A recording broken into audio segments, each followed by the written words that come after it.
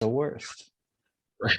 Yeah, which Yeah, airline? it's the old guy that keeps bugging you on the specs of the knives. It's all about hairlines, folks. For those who just tuned into the recording, it's going to make no sense to y'all at all, but it's a little treat for those who are here on time. So. All right, we'll let you get started, Doug. Sure. So today's message was on the psychology of customers and listening. I'm actually going to do this kind of in a different kind of way. Basically, I'm going to kind of explain some different points, and I'm going to go into them a little bit as well. But kind of what I'm saying, I want it to invoke a response. So keep that in mind, and this works well, especially if you have someone to take notes with. So hopefully, if you're listening to this, you have that as well. So first thing is, why is this person in front of me? That's a question you should ask yourself, whether you're, especially at the booth, right? It could be at a service call as well, but why is this person in front of me? Which goes into, are they looking for something, wanting something, or needing something? Looking for something, wanting something, or needing something. I learned this concept from Curtis JQ's on an older net message from a few years ago. I can, if you want it, just let me know. I can send it to you. It's on YouTube as well. But basically, the concept is that people come to the booth for one of those three reasons, and it's your job to not only figure out what that reason is, but to handle that thing first and then go from there, right? So there's been plenty of times where I've seen people where they come up, someone will come up for XYZ, but then the rep goes into what they want to show them first, but that's not the proper way to handle it. You got to handle whatever they said and then move to it, right? And it doesn't necessarily mean, it can mean that you close that item, and that's how I think it is 80-90% of the time. However, there's been times where someone's come up for a table knife and it's like a struggle even to get them to pull out the credit card for $50. But I've had it where it's like, I end up closing $1,000 plus order. Like there was one time, literally, this was at a third ward art fair. Someone came up for a missing table knife because they had like a set of 8 or whatever. And then it just didn't make sense, right? For them to spend the money or whatever. But buying a set of knives made sense. So long story short, I ended up closing them on basically a B-blocked homemaker and giving them the table knife for free. Right. And there's been plenty of times where it's like, I've had a lot of times where people come up for a table knife. Sometimes this is a quicker sale, but what you got to notice is with these people, they want to be complete. They want the feeling of completeness. So these people are good upgrade prospects. These people are good flatware prospects. I'll give you another example. This was in 2019. So even, before I was even as good as I am now, a couple comes up for a missing table knife, close that. I say, oh, by the way, just so you know, we have our upgrade program because they had like a one of the starter sets, but they want to be complete, right? So I end up selling them it was like a homemaker upgrade, but it was like customized, and it was took the $40 order to like a $700-800 order. Then from there, I listened. I noticed that they said something about the flatware earlier. I'm like, oh, by the way, flatware, go into that, right?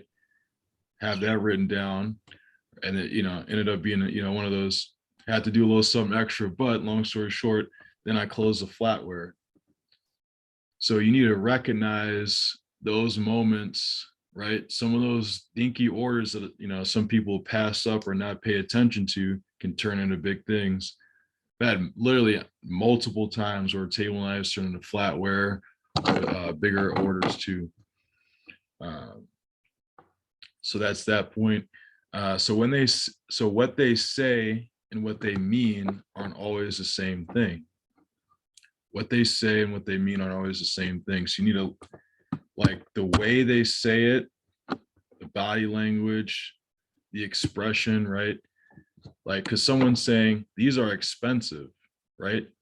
Some people could take that as an objection, but it could also just be a fact, right?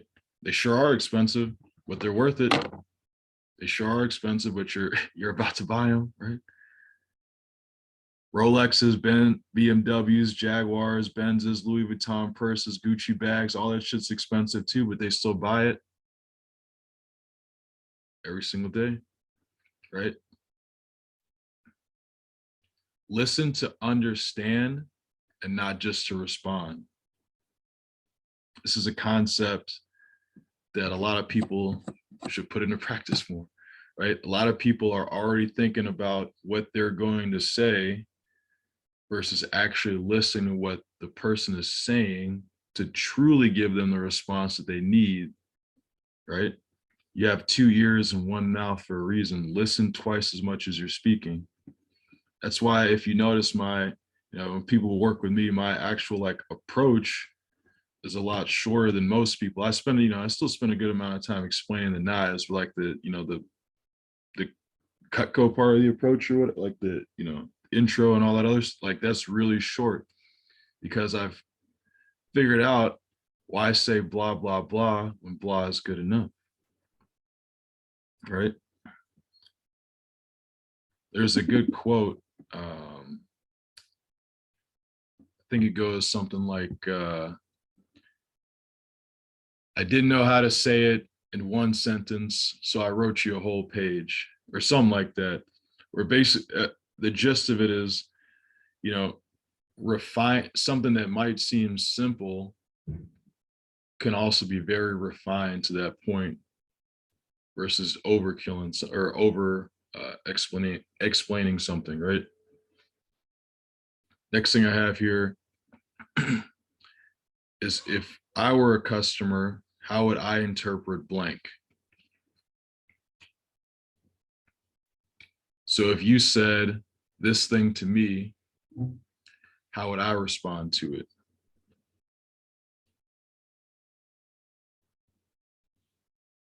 If I were a customer, how would I expect to be treated or served?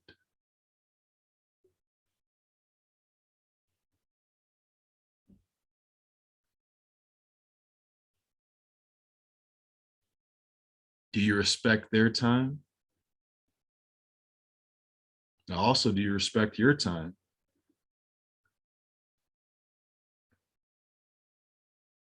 As great as it would be if we all could go to people's house to sharpen, if you're not even open or willing to add on to the collection, it's gonna be a waste to both of us. Because I'm gonna pitch you and you're not interested, and I'm gonna be mad because I spent time driving to you. Luckily, we have other options of service, right? Is what I'm saying relevant to the situation?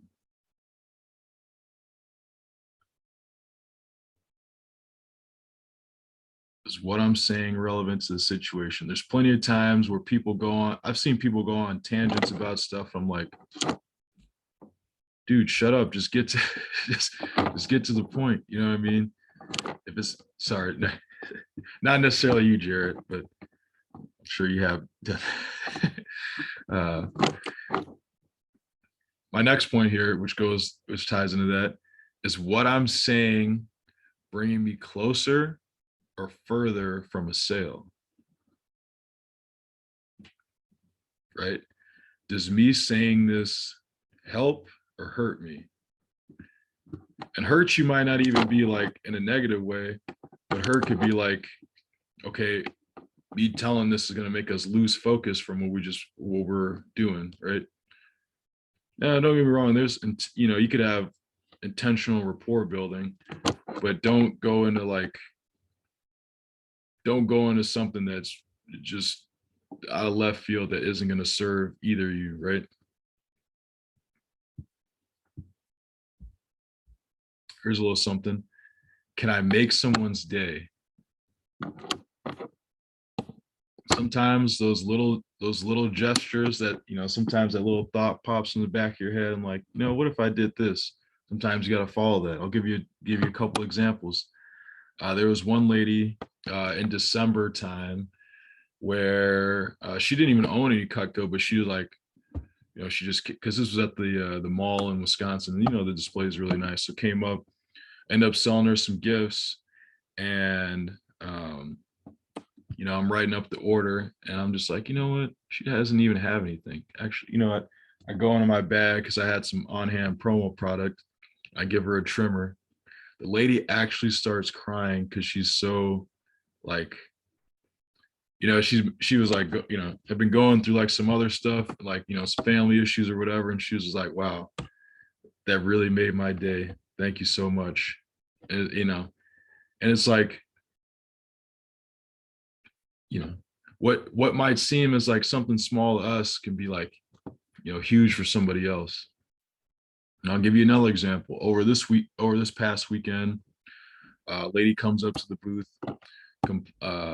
She's like, it was like weird. She was like, at first, like, it was like she was kind of excited, but she like wasn't. She's like, oh, Cutco. I was like, I love these knives, but the reason why I hate seeing you guys is because when I got my stuff, the person who I bought them from said she was going to give me a veggie peeler, and I never got it. She's like, I called the company and they couldn't do anything, and this and this. I'm like, hey, was it? I was like, wait a minute, was it? Basically describe the person, say the person, describe what the person. She's like, yeah. I'm like, okay. And I was like, it was a peeler. I was like, whatever. So I'm like, all right. I was like, I could let this go. I could, say, that's that person's fault, whatever. Which, don't always have to, but the way she wasn't like bitching about it. So I'm like, you know what? I'm gonna help this lady out. I go into my bag, pull out a veggie peeler, and she's like, I give it to her. I'm like, here you go. It's like, oh wow. And it's just like the whole energy change, like that, super grateful, super thankful. I'm just like, she's like, do you want me to give you some money for? I'm like, no, keep it. It's like, saw you. I'm like, here's my card though. If you ever need anything, I got you. I was like, just don't want you to have a bad taste in your mouth. And like, she was so excited. Like, she even like called her husband over and like, she's like, he gave me. I'm like, yep, took care of her, right? So it's like there's moments where we have the chance to do something special, and you got to take advantage of those moments, right? Which tied into that, do you follow through on what you say you'll do? Do you follow through on what you say you'll do? If you say you're going to send somebody something, make sure to send it to them, right? Here's a good one. Do you understand why you ask the questions that you ask?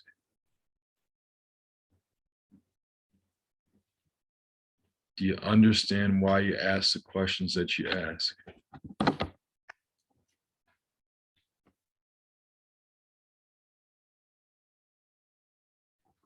Plenty of times where people just, they just say whatever, but do you understand why you're saying it? Like, how many years have you had Cutco? It's not just you don't just ask that to ask it. It tells you so many things. It tells me, if they, have had it for, X amount of years, do they maybe need service? Or, if they've had it for X amount of years, did they just buy it? Did they buy it, they get it from a rep? Do they get it from a show, right? Do they, you know, what they've seen, right? If they've got it, 20, 30 years ago, there's no chance that they've seen any of the new stuff. And even if they bought it last year, they probably haven't, because, if they saw from the average rep, they showed them the homemaker set and a pair of scissors, right? But any of those things, literally, I mentioned this before, but there was literally a lady that I did a service call for earlier this year. She had a new rep do a demo for like a month or like a month or two before, and she bought a couple things. She thought she saw everything. New rep didn't talk about business gifting. I sell her a couple of business gifts, right? You should always believe that you're better than the last person they saw, unless that last person was like me or something, you know what I mean? But um, just kidding. But yeah, um, understand why you're asking certain things, right? Another one is like, why do you ask um, like how they heard about Cutco, right? Or like how did you first get introduced to Cutco, right? Could have been from a show, right? And that tells me that they're a type of person who goes to events. Could have been from a family member, right? Tells me that, you know, tells me that if it was like a close family member and if they have like a decent sized set, maybe other people in the family have it. So then I know referral wise, right? Who I can ask for. Or um, oh yeah, the kid from church was selling them. He sold to everybody in the church. Oh, great. That also tells me all of them probably need sharpening if they got around the same time, right? So certain things like that, that could be good for service calls or what have you as well. Um, and then do you properly leverage their answers to serve not only them but to serve you as well? So like I said, with referrals, um, with closing, right? Hey, you've had these for 20 plus years.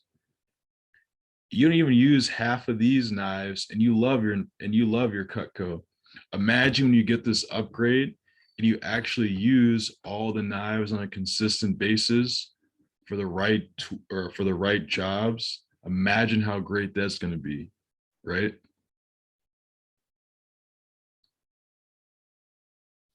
It's also good when you can throw in some of those imaginative phrases.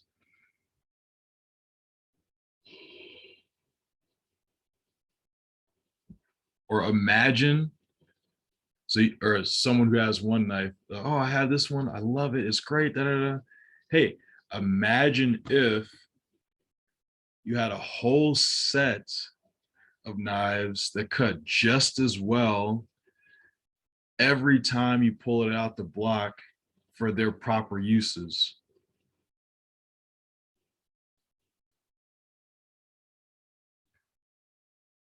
Imagine how good it would feel if every time you needed a knife to do something, you knew you had it and you knew it would work flawlessly. And you knew if you ever had an issue, you'd be covered for free.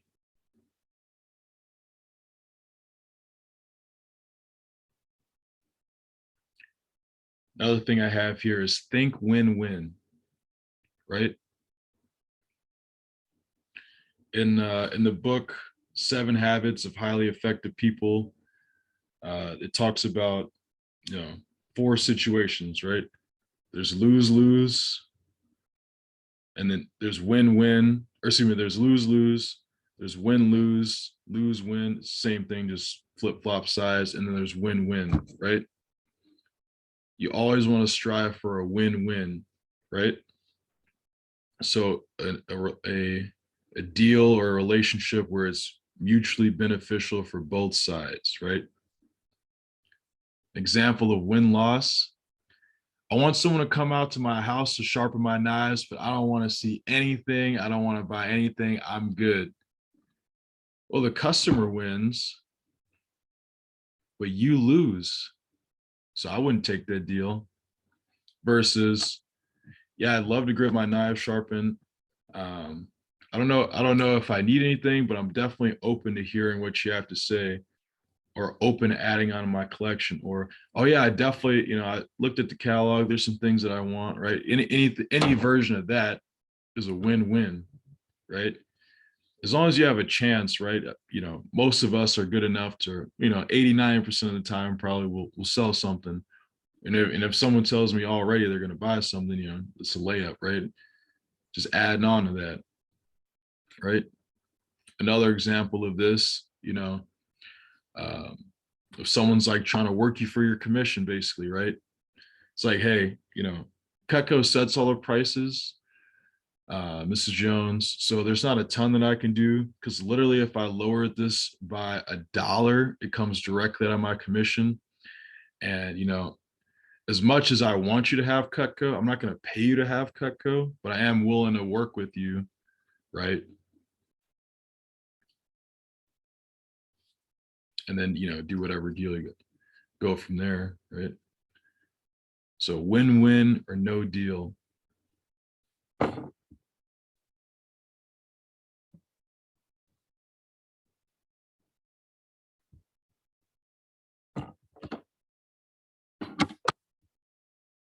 The next thing I have here is if you treat it like, it's like, do you treat it like a business or do you treat it like a hobby? If you treat it like a business, you'll get results like a business. But if you treat it like a hobby, you'll get results like a hobby.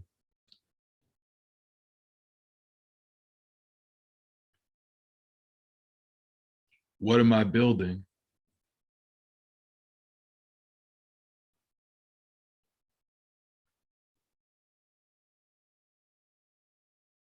What is my time worth?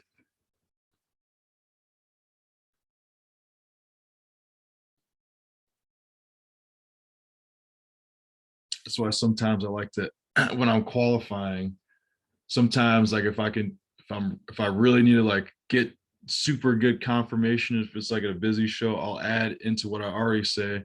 I'll be like, hey, if I took the time to show this to you, like I'll add that just a little extra part. Hey, if I took the time to show this to you and like, it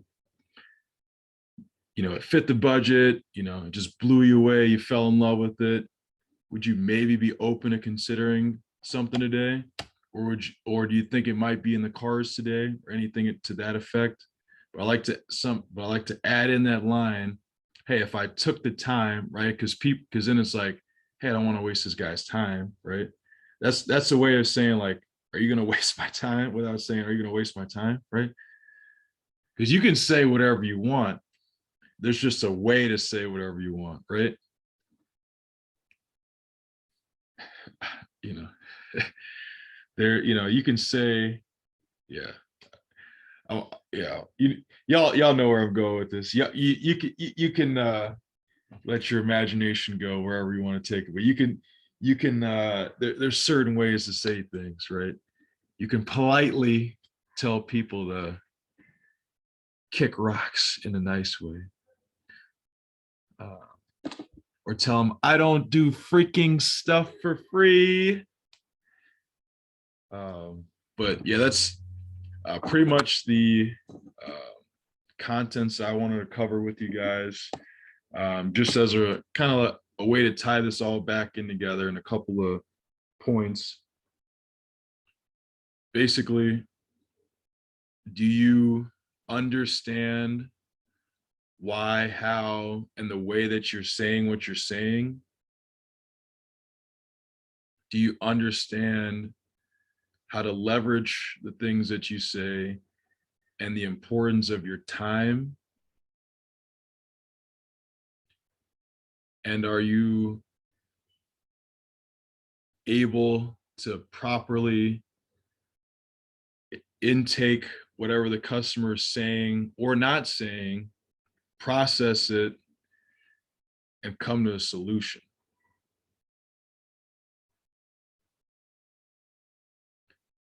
So now I'll open it up for any questions from the group, or if anyone wants to share something that they thought was a game changer or a nugget from that.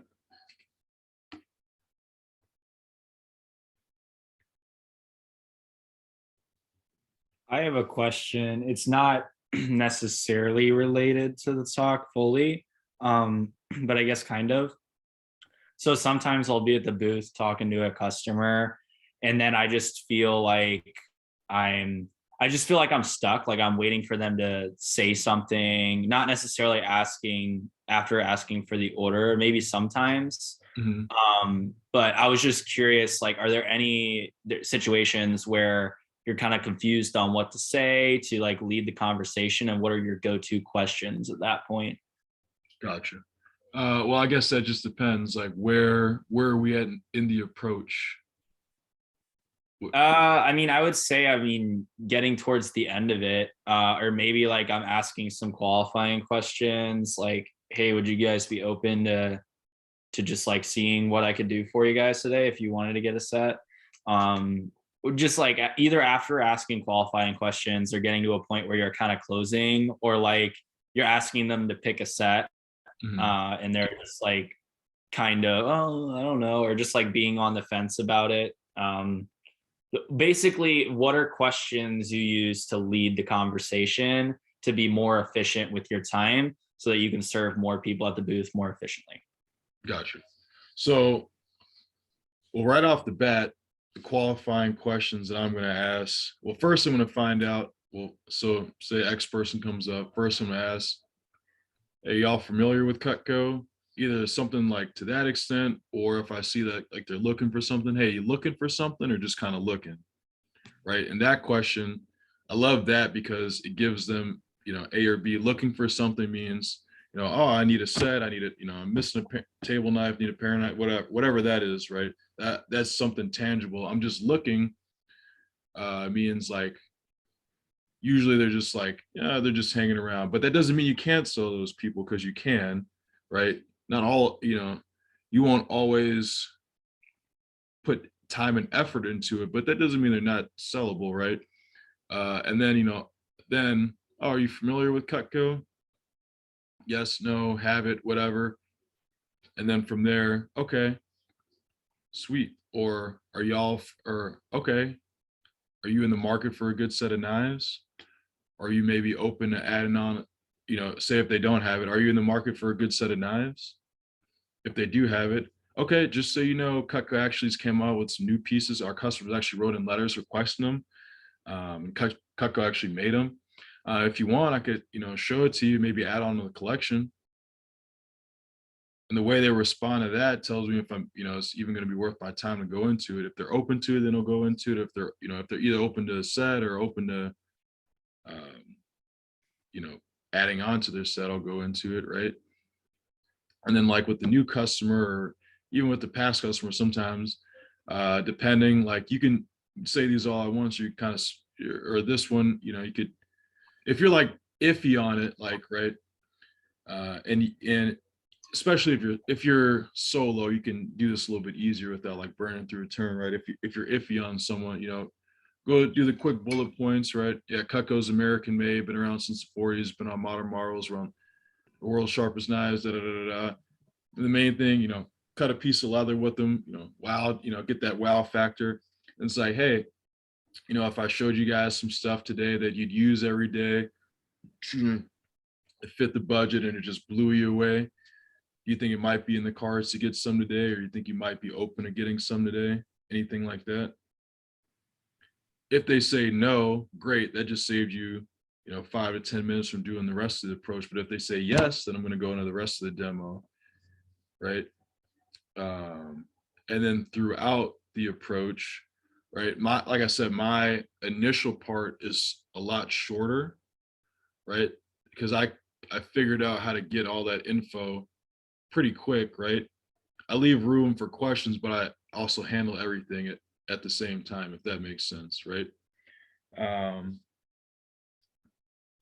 and then essentially, yeah, the way I explain the sets, I do it in a way that's, makes sense. And then I'm like, yeah, if you're gonna do a set, which one do you think would fit you all the best, right? And then, like you said, they'll either say what it is. Now, if they're like kind of iffy on whatever, um, a lot of times they'll kind of tell you, or you can kind of see. Um, you could even say, you could even, if it's a matter of like pieces or whatever, you could say, which size set do you think would fit you the best? Right. And then you could go from, customizing or something like that at that point. But that's kind of how I would steer it from that point.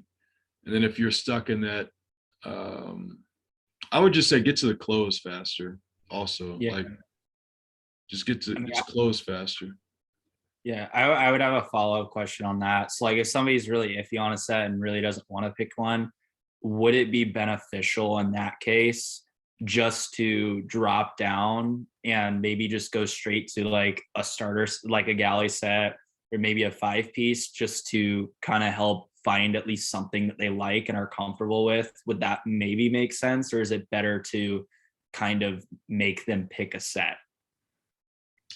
Like, Well, or should, I guess a good question to ask might be, are you looking for a set or would you maybe more be looking to start with just a few pieces? If I didn't ask that question already, would that be a good one? Or it could be. Do you have what deal sheets do you use, by the way? I have a Cutco Specials book that I use. I think it's similar to Mike Dowd's. I can show it to you if you want me to grab it real quick. Reason why I asked is does it show like 3 sets, like the prices for 3 sets on it, or is it just one? Well, I have the Sets for Life with me at the booth. I have the Cutco Kitchen with me at the booth that I can use. And then I have the Cutco Special sheet that I can use. I usually use the Sets for Life. And then the Cutco Kitchen to kind of show them the 3 different sets all next to each other. I mean, I've got like an Ulti with me at the booth and I've got a Homie. I don't have a Siggy at the booth physically, but yeah, that's what I have. Sure. Yeah, I mean those are good for showing the pieces, but like do you have like something that actually shows like pricing too? Yeah, yeah. So like if once they pick a set, I'll show them like the pricing on it. So I mean I'll have some people who pick a set and then want to see something smaller too. So of course like I'll show them what it looks like with for the smaller one and just kind of frame it where it's like, hey, this set's a little less, but based on your guys' needs, it might be a better fit for you. Or whatever, just kind of lead into that. But How are you showing them that? So if they don't pick one of the 3 sets that you use, because you probably use the Cutco Kitchen one to show the 3 main sets, right? Mhm. Okay. So if you had to show them something smaller, what tool are you using? Are you using your deals binder or are you using another fold out? Are you talking outside of the 3 main sets? Yes. So if you had to go there, what do you do and how do you show them? So I don't have anything specific for like the galley set. Like, yes, I know what it's worth. Yes, I know the retail price. Like I can say it. I don't really write it down or anything. Usually I'm more comfortable going into a 5-piece at that point, personally, unless it's like they're really close on the Homie and it just makes sense to go into a starter set. So I typically just go right into a 5-piece if they're not like really getting along with me on the whole 3 main sets. But Is yeah. your I so would what say are you what are need the a better mechanics deal. on that? Sorry, you guys were both talking. Well, I would say, not to cut you off, Jared. Um, I think your deal binder. So you don't. So what do you have? Like, what do you physically have pricing for? That's why I'm like, because you said writing stuff down, and if you have a deal sheet for a galley, you wouldn't have to write anything down. All right. This is my book. Okay. I've got like here's the basic set, for example. So I've got like what it's worth, the retail price, 5K. Did you make So that, or who made? Or who, well, this is something Mike Dowd used, and then Kevin kind of made his own copy of it, and then so he kind of just like printed these off for me. But there's like the Siggy or yeah. you don't have a galley in there? Is that what you're saying? No, there's not a galley in here. We should probably do that. I can text him. I mean, we have like starter sets in here. But Alex, it's just bro, just drop the $100 and buy a deal binder. well, this one's cheaper. It's cheaper, but it's not better. The Yeah, solution, Kevin put it together, so it's basically the same thing. You just put all of his format stuff in here. But yeah, The I was reason why is it's actually not the same, and I would get mine. The basic, get the vast action one. That ones are cool. I mean, keep what you have, but add the vast action. The reason why is there's a sheet. They have it where some of them show all three sets, right? So with somebody who doesn't, when you're talking about someone who's not like sure, what's nice is you can drop the price, show them all three at once, and get to that initial. Yeah, that's why I said you can get to that initial yes or no a lot quicker, and then you can get to dropping down. Mm. A lot of people dance around too much to get to the damn price. Just get to the price quicker because that's what they care about. Get to that faster is my point. So Okay. once you get there, then all that other stuff gets flushed out and you can figure out where to go from there. That's why I asked those questions. got it. The Yeah, other, that made a lot of sense. the other I've thing seen you can use, Sorry, Jared. Go ahead. the family program fold out. Do you have that one? I do. Like, I'll sometimes bring that out to show the starter set, but it doesn't have any pricing on there. So Exactly. So I have a physical galley with me at the booth. If Sure. they're needing a starter set, I'll just pull it out. got it. I'm just saying that that's the way that you could introduce it to gauge their interest before you go into pricing on those options. For your 5-piece, are you typically doing a showstopper, or are you doing more of like 5 pieces customized in a gourmet block? I usually just do custom in a tray. Okay. I haven't really gotten into like putting them in a block or anything yet. I mean, I just started in the fall, so I'm trying to keep it as simple as possible. I mean, I guess I could literally just ask, if you got 5 pieces, would you prefer it in a tray or a block? Block might be a little bit more expensive. However, they're solid oak, looks great on your counter. If you'd rather do a tray, that's great too. You'll save a little bit of cash and it'll still fit snugly in the drawer. I mean, I guess I could ask that, but no, I usually just pitch it with a tray. For sure. Did you have a follow-up question, by the way? Me? Yeah. No. Oh, and did what I say solve your question? It's like the original question Yeah. about, just asking the right questions or leading it in the right way. Yeah, I would say so. It definitely gives me a few pointers on what to do in that situation. I don't know. I've always I remember field training with you, Tuck. I always really liked your qualifying questions, so I'll start implementing some of those. Yeah, sure thing. But yes, I think I just get a little bit flustered as I'm going through the approach, and because I've definitely missed out on some people, just because I haven't felt like I was keeping it simple or just getting straight to the point sometimes. So What about what did you say, Tuck, with the are you looking, is there something you're looking for in particular? What was that that question you asked? Yeah, I said are you looking for you- something, just looking, or yeah, just Yeah. kind of looking? I said, are you looking for something or just kind of looking? And then that's how I know it's because you'll see people where it's like they're like staring at the booth, they're like looking, you know what I mean? It's like, are you looking for something or just kind of looking? And that's how you know if it's like, oh, If it's real or not. I'm looking for blah blah blah, or I'm just bored because I'm waiting for my wife. Yeah, you know what I mean? Yeah. What's your curious, Tuck, what's your opinion on just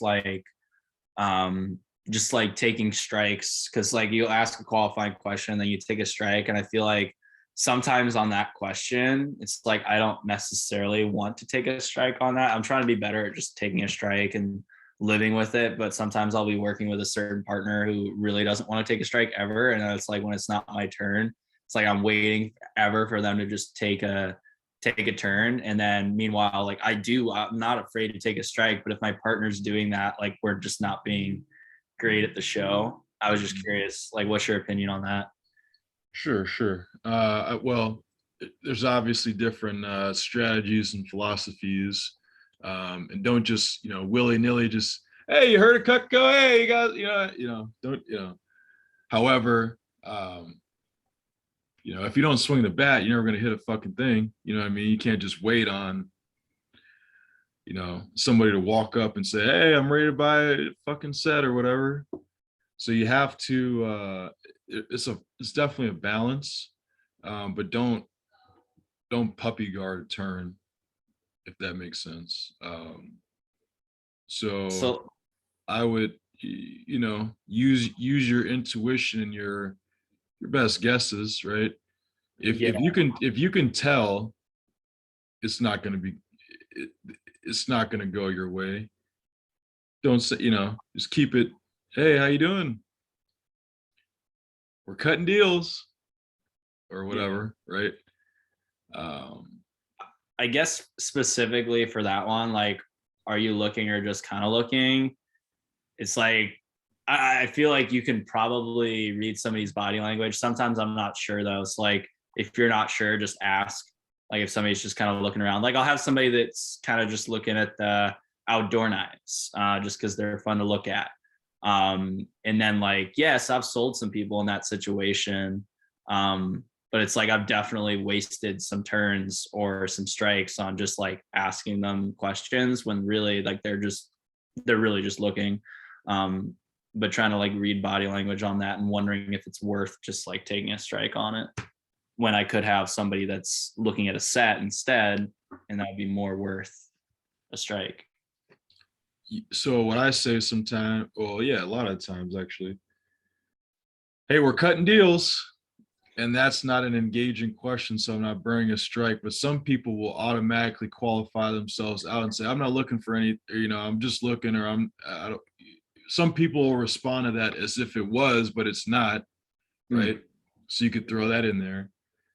And depending on, just, look at how long they're staying around. I mean, also like, you'll have to burn, it all, you burn strikes sometimes, you know what I mean? Like there's no perfect way, but there is definitely a way to filter out some of the stuff that you don't want, right?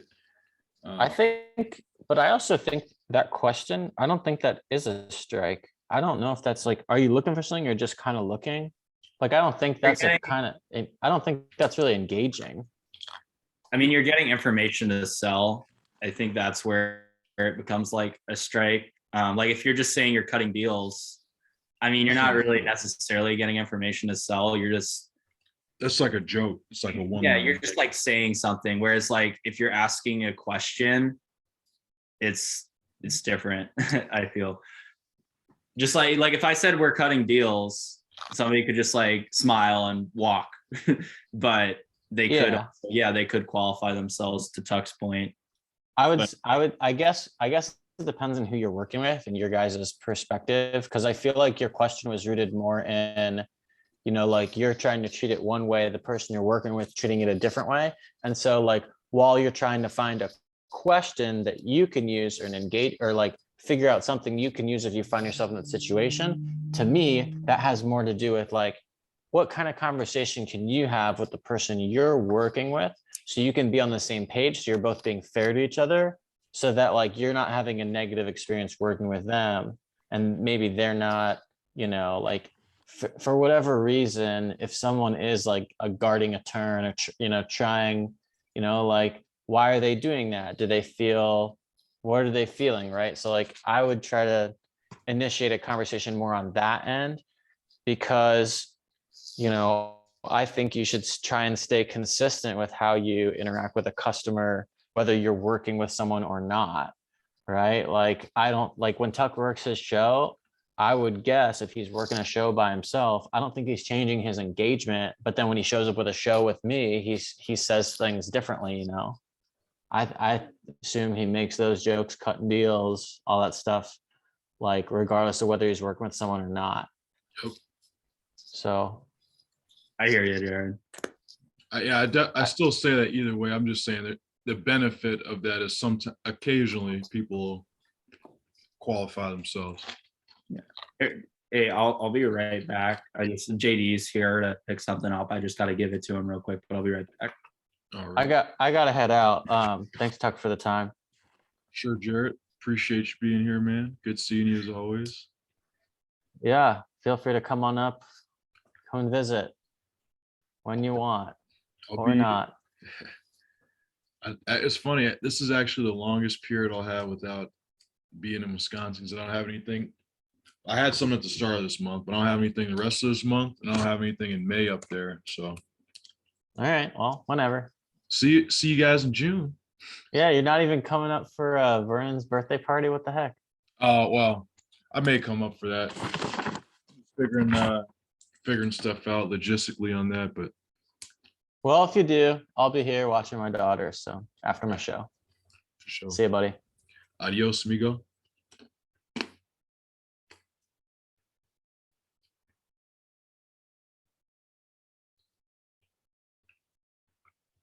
Shell of the pistachio there.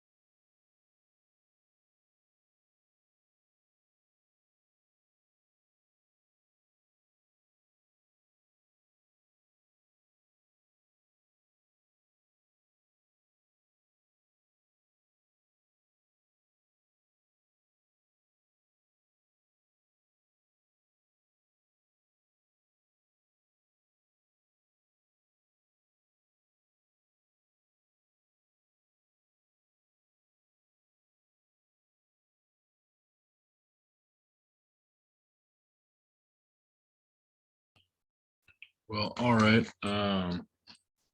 Alex, if you're listening to this, just shoot me a text or call me if you have any other questions. I'm just gonna end the recording here. So for those who are listening to the recording, make sure to post in the group chat your top takeaways from the call.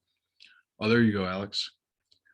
So I was gonna say, you got any final questions before I cut the recording? No, I do not, but thank you for sharing your knowledge, Tuck. My pleasure, anytime, especially any 2 weeks. Yeah, so, and make sure to post in the group chat your takeaways from the call. And if you had a buddy who you think should have been on the call, make sure to tell them to hop on in 2 weeks for the next one. And yeah, the best compliment to me is if you go out and use some of this stuff and tell me about it. So that being said, thank you everybody, and we'll see you on the next one. Peace out. Peace.